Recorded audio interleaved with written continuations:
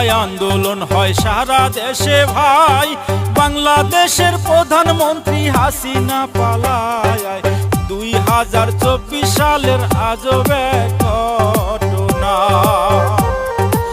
2024 সালের আজব এক ঘটনা।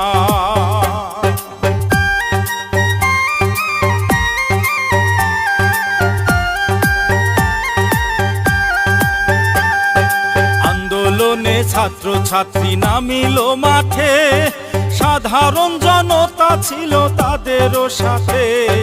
গোটা সংস্কার করিতে আন্দোলন করে যায়।